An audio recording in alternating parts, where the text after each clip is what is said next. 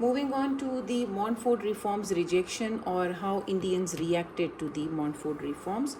So, moving on to the first reason, Montfort reforms were basically rejected by the Indians because they expected greater concessions.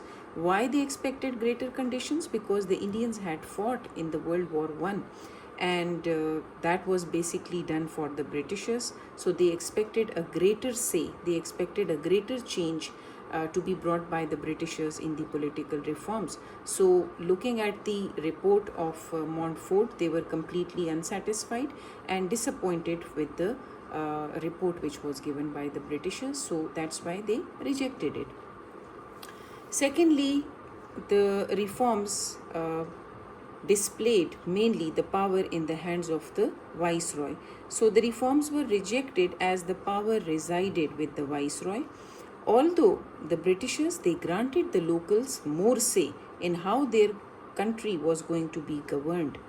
But in reality, the real power stayed with the Britishers, because the Britishers maintained their grip on power by ensuring that the viceroy had the real authority to control how India was to be governed.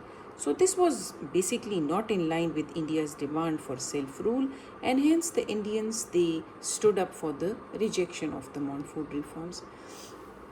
तीसरा जो reason था वो ये था कि only 2% of India's population were given the right to vote, and according to those reforms the Britishers extended voting rights to more local people.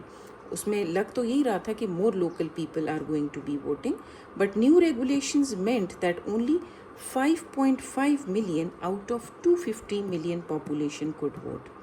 So this system seemed very unfair, and the Indians were greatly offended by this, and so because of their offense, they rejected the Montfort reforms.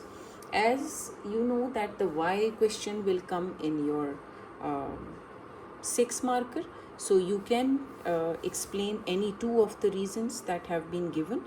So well explained reasons आपके होंगे 2, so you will get 6 out of 6.